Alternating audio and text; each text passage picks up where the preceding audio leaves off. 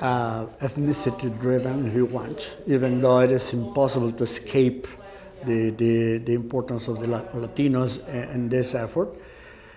But basically to understand how we can integrate, the newcomers with the established communities. So in 2004 also we started to get some grant money. And the center was basically a research center. So many people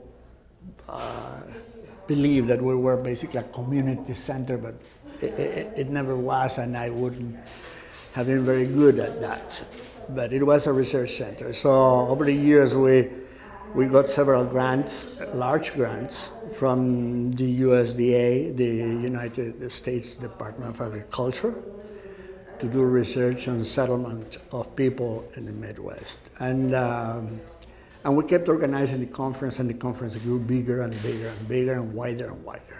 So that is basically the story. Now you can see the contents of the conference, the topics that the conference has are pretty much, they have changed very little in general conception over the years.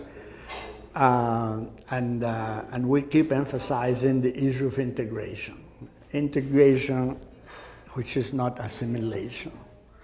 You know, when you assimilate, you give up your culture, your everything.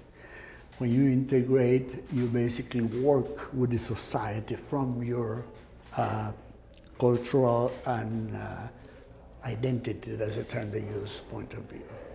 And I always put the example that for instance, the Amish people are people that are integrated, but they are not assimilated by any extent of imagination. And people are just okay with them.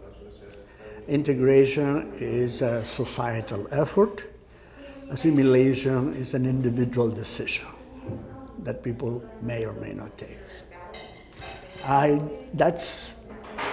If you let me keep talking, I will start preaching. Sure. Okay. So I'll ask. The next question I want to ask is, what are some of the things that you've heard from other people about reasons why people come back? What do people like about the conference? Well, I don't know, but what people always felt that the conference was different in the sense that most people didn't come here to looking for redress or justice. Social justice is important, but it's only one component. We do have the economy, we have healthcare, we have education, and we have the receiving community. So at the very beginning, today, if you see the people that attend, you have a significant number of Latinos attending. But in the first year, people of all persuasions came because they understood that there was a dynamic between newcomers or new arrivals and the settled communities that needed to be understood and addressed. So that's what they found unique. I guess that the conference is still unique in that sense. We don't have, as far as I know, even though I'm retired now, I don't see any similar effort in other places. And that is, and I guess that's why we have people now coming from Washington, from all over the place, because they converge here because they know that they will find a different mix of people and ideas. And so, obviously, the political landscape has changed a little bit in the past couple of years. Yes. What are your thoughts on whether or not the relevance of this conference is? Well, that's a good question because at the very beginning of the conference, and even when I spoke at the opening ceremonies of the conference, I always emphasize that for us, the political landscape was an exogenous variable. That even though we needed to be very mindful of what was happening in the political landscape, that didn't drive what we do.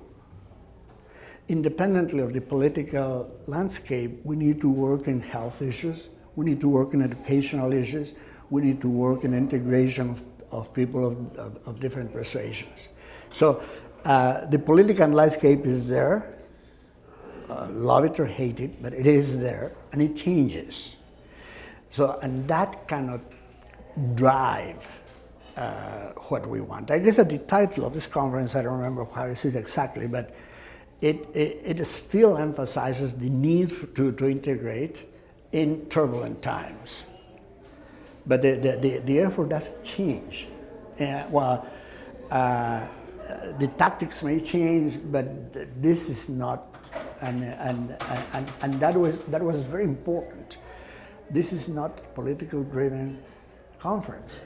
And we made that effort, and for several reasons. One of them, because we were doing research. That was the basic thing in the Cambio Center and the conference. And the second one was because this is a state university and it's funded by state money that comes from the Missouri taxpayers. So we have to show the taxpayer that this is not a politically driven conference.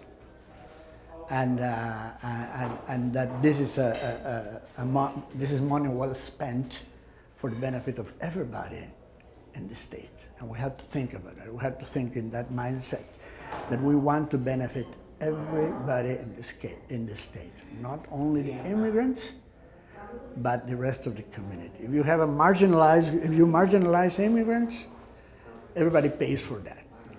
And that is something that we know from other marginalized groups, and we want to avoid that. It is impossible to avoid it, possibly, but we have to try.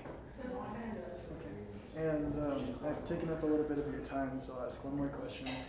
And this one will give you a little freedom to respond how you want. But my last question is there any comment that you have about the conference in general that you would like to share before we conclude the interview? When I retired, I made a point of letting the boat sail, and I really retired, not from the job, but I wanted to. I think that the conference is making progress, and it's doing good, and it gives me a lot of satisfaction to have invested a chunk of my working years in supporting this effort. So, and I see that it is still going strong, and that's all I can say. I'm very happy that people that succeeded me understood that very well. Actually, I made a point also in nailing those ideas, people, especially people that I hired, and. So it seems that thing is working. So I am very, I don't know the contents, etc. But the fact that there is a lot of research and a lot of goodwill, it is very important. Great. Okay, thank you so much.